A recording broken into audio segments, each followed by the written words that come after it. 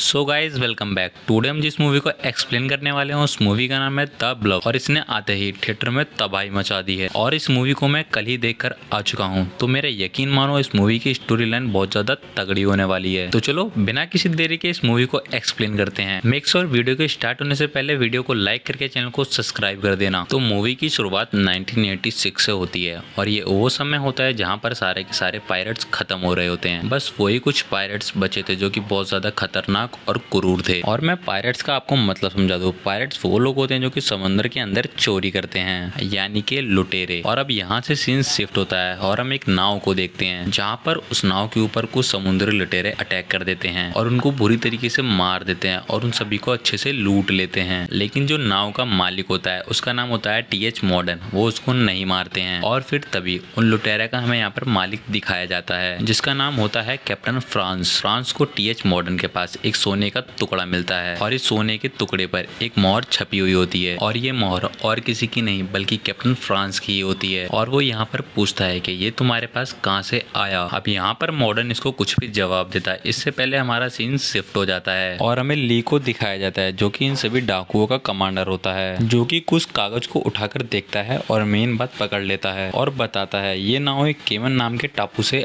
आई है। और अब ये लोग यहाँ पर बिना टाइम वेस्ट करे सभी मिलकर उस टापू को ढूंढने के लिए निकल जाते हैं और मॉडर्न को अपने कब्जे में कैद कर लेते हैं। और अब हमें यहाँ पर ये टापू दिखाया जाता है जहाँ पर सभी की जिंदगी आम तरीके से चल रही थी। और अब हमें यहाँ पर अर्शल दिखाई जाती है जो कि अपने पति का वेट कर रही थी, क्योंकि इसका पति 2 दिन पहले नाव लेकर अपने वहां से निकला था और उसका अभी तक कोई खबर पता नहीं था कि वो आखिर कहाँ चला गया। और अब हमें यहाँ पर यह भी बताया जाता है कि इसका पति और कोई नहीं बल्कि मॉडर्न था, जिसके बारे में मैंने आपको मूवी के स्टार्टिंग में बताया था। अब यहाँ पर टापू वाले लोग भी परेशान हो रहे थे क्योंकि काफी टाइम के बाद भी वो लोग वापस नहीं आए थे। तो यहाँ पर सभी टापू वाले मिलकर एक प्लान बनाते हैं कि हम एक समुद्र की शिप पानी के अंदर उतारेंगे ताकि हम पुराने वाली शिप और उन लोगों को वापस ला सके। और अब यहाँ पर सीन शिफ्ट होता है। हम अर्शल की ननद लेजी को देखते हैं जो कि अपने बॉयफ्रेंड के साथ इस टापू से मिलकर भागने का प्लान बना रही थी। अब यहाँ पर ये दोनों मिलकर भागने वाले थे, लेकिन तभी वहाँ पर अर्शल आ जाती है और अर्शल को देखकर लेजी का बॉयफ्रेंड वहाँ से निकल जाता है। और अब यहाँ पर ऐसे ही करते हुए रात हो जाती है और यहाँ पर अर्शल अपने पति को याद करते करते सो जाती है। लेकिन तभी